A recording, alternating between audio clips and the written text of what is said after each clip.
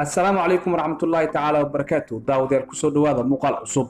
داود هداد نقو عصب تاي فضلا سبسكرايب سار قبل الكنافرو si aad u hesho muuqaalada halkan aan soo gelino iyadoo maalmihii ugu dambeysay ay baraha bulshada ay dhex wareegayeen hadalhayn ku aadan muuqaal fadeexa oo laga hayo gabadha lagu magacaabo Cayuun Qurux oo kamid ah gabdhaha ugu caansan ee isticmaala baraha bulshada gaar ahaan TikTok-ga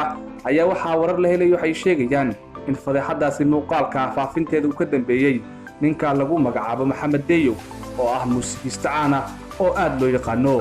warar lagu kalsoonaan karo oo aynu helno waxay sheegayaan in Maxamed Deyo iyo Cayuun Qurux ay ka dhaxayeen xiriir aad u wanaagsan iyadoo khilaaf soo kala dhaxgalay awgeed Maxamed Deyo uu ku qasbanaaday ama uu isku dayaba inuu faafiyo muuqaalkaasi baraha bulshada sida warar kala duwan ay xaqiijinayaan waxaa sidoo kale la sheegayaa in khilaafkaasi uu sababay in muuqaalkaasi uu baraha bulshada ku faafo Maxamed Deyo ayaa waxaa la sheegay in isagoo adeegsanaya qaar ka mid ah saaxiibadiisa baraha bulshada muuqaalkaasi uu ku faafiyay YouTube-ka waxaana la sheegayaa in muuqaalkaasi faafintiisa ay aad uga carootay Cayuun Qurux oo ah gabadha muuqaalkaasi laga faafiyay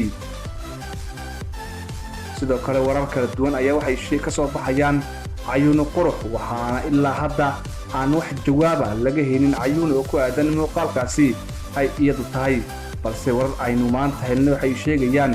in Cayuun Qurux ay qorshaysay in nolosha ay isdhaafiso sunnay cabto taasina ay ka hor istaageen qaar ka mid ah heladeeda Maxamed Deyo ayaa waxa ay noqonaysaa in arintan haddii ay ku cadaato in taariikh madow ay u geli doonto maadaama uu ka dambeeyay fadeexada gabadhan caankana ka ahayd baraha bulshada gaar ahaan TikTok-ga qaar ka mid ah saaxiibada Cayuun Qurux oo aynu xiriir la sameynay ayaa wax ka weydiinay waxyaabaha ka jira xiriirka ka dhaxeeya Maxamed Deyo iyo Cayuun Qurux qaarkood waxay sheegeen in ay intay og yihiin xiriir wanaagsan oo ka dhaxeeya Maxamed Deyo iyo Cayuun Qurux balse aysan ogeyn sababta ka dambaysa khilaafkooda